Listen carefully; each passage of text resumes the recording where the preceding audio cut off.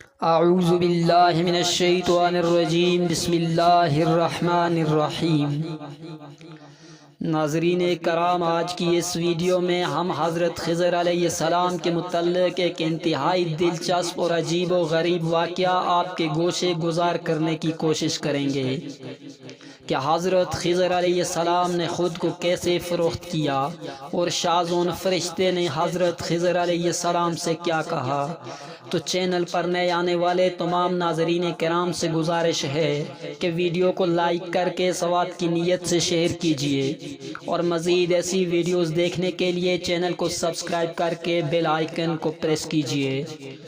ناظرین کرام، ایک مرتبہ حضرت خضر علیہ السلام دریا کے کنارے بیٹھے ہوئے تھے کہ سائل نے آپ سے سوال کیا کہ میں آپ سے اللہ کے واسطے سوال کرتا ہوں، مجھے عنایت فرمائیے۔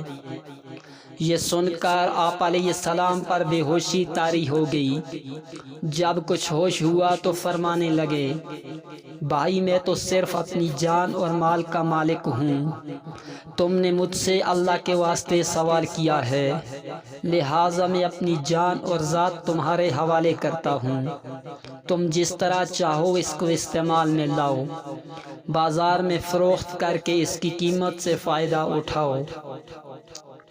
چنانچہ سائل ان کو بازار لے گیا اور ایک شخص ساہمہ بن ارقم کے ہاتھ فروخت کر دیا۔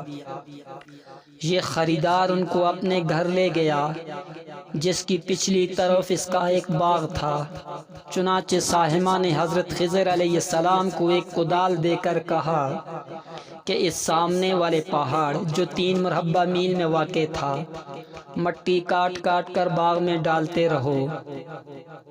یہ حکم دے کر ساہمہ اپنی ضرورت سے کہیں چلا گیا۔ حضرت خضر علیہ السلام مٹی کاٹ کاٹ کر باغ میں ڈالنے لگے۔ جب ساہمہ واپس آیا تو اس نے گھر والوں سے دریافت کیا، کیا تم نے غلام کو کھانا بھی کھلایا یا نہیں؟ گھر والوں نے جواب دیا کہ ہمیں معلوم نہیں کہ غلام کہاں ہے۔ یہ سن کر جب ساہمہ خود کھانا لے کر باغ میں آیا تو دیکھا کہ وہ غلام یعنی حضرت خضر علیہ السلام تمام پہاڑ کی مٹی کاٹ کاٹ کر باغ میں ڈال چکے تھے اور اب کام سے فارغ ہو کر اپنے حقیقی مولا کی عبادت میں مصروف تھے۔ یہ دیکھ کر ساہمہ کو بڑا تعجب ہوا اور اس نے پوچھا کہ یہ تو بتائیے کہ آپ کون ہیں؟ یہ سن کر حضرت خضر علیہ السلام پر کچھ بے ہوشی سی طاری ہو گئی اور پھر افاقہ ہونے پر فرمانے لگے، بھائی میں خضر ہوں۔ جس کو سن کر ساہمہ کے ہوش اڑ گئے کہ تو نے یہ کیا کیا، ان کو غلام بنا کر ایسے کام پر لگایا، یہ تو انتہائی گستاخی ہوئی۔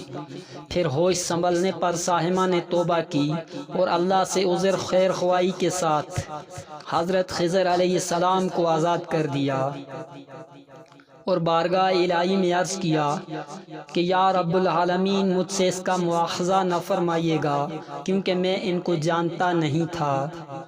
اور اس کے بعد حضرت خضر علیہ السلام نے دعا فرمائی اور سجدہ شکر بجا لائے کہ اے پروردگار، میں تیرے ہی حق میں غلام بنا اور تیرے ہی حق میں آزاد ہوا، اس پر تیرا شکر گزار ہوں۔